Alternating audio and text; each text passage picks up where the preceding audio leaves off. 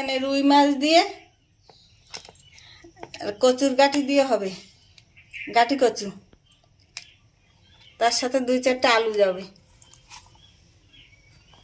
এই রুই মাছ ধোয়া হয়ে গেছে, আমি লবণ হলুদ মাখাচ্ছি।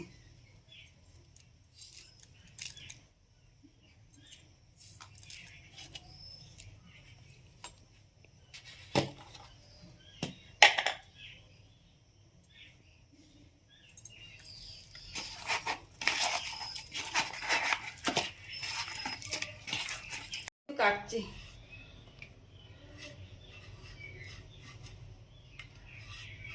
কাটার আগে একবার ধুয়ে এনেছি, আবার ধোবো, বালি থাকে।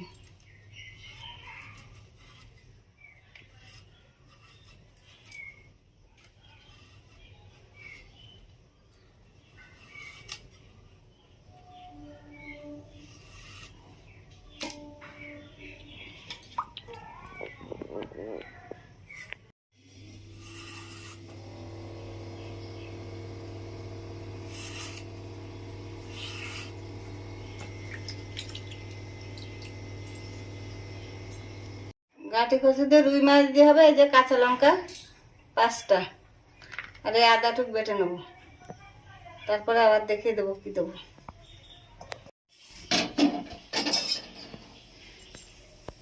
শুকনো খোলায় জিরে ভাজবো।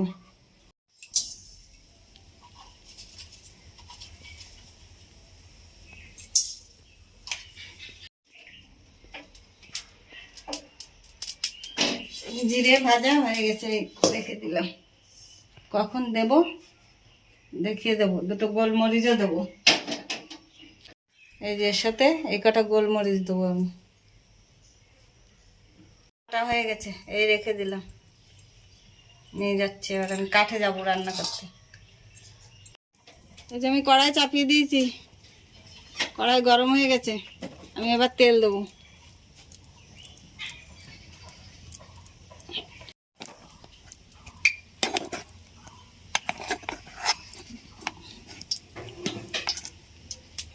তেলটা গরম হোক, মাছটা ভেজে নেব। হয়ে গেছে, মাছ দিচ্ছি।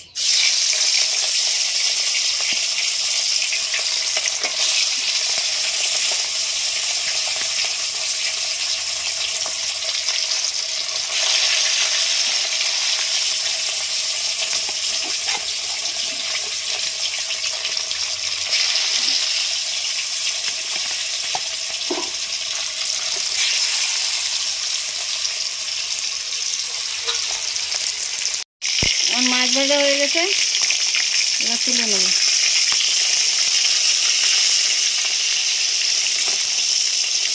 বাকি মাছগুলো ভেজে নেব।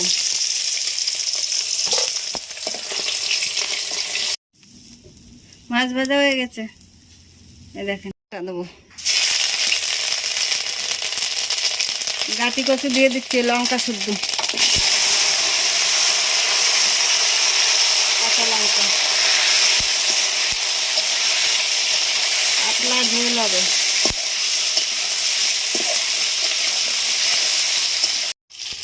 কষানো হয়ে গেছে, এবার লবণ দিচ্ছি।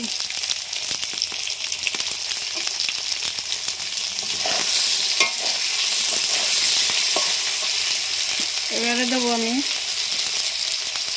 হলুদ,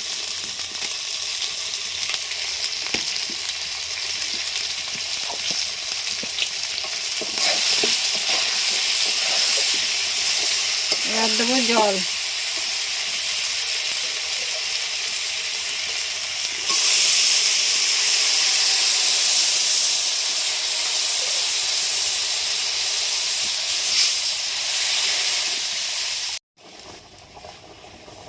জল ফুটছে, একটু পরেই মাছ দেবো।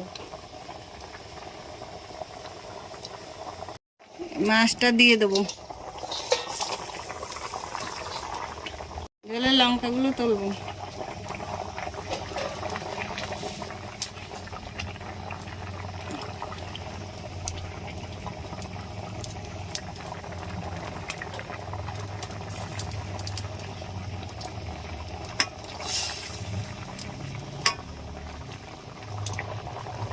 জিরে গোলমরিচ,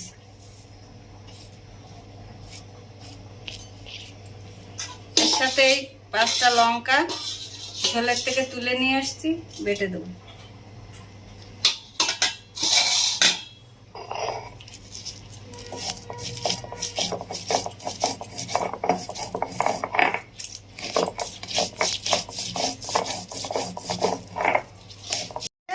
তুলে নিচ্ছি, এবার আমি তরকারিতে দিয়ে দেবো।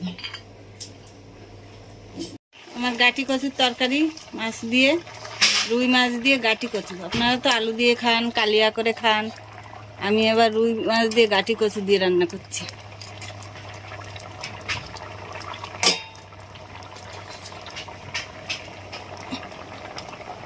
এবার আমি এই বাটা মশলাটা দিয়ে দেবো, গোলমরিচ, ভাজা জিরে আর কাঁচা লঙ্কা ঝোলের থেকে তুলে দেওয়া।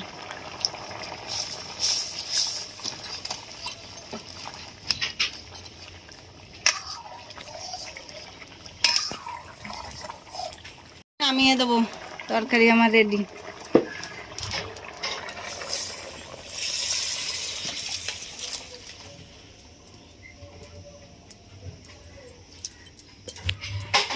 এই দেখেন, এই গাটি কচু দিয়ে রুই মাছ দিয়ে ঝোল এইভাবে রান্না করে খেয়ে জানাবেন কেমন হলো।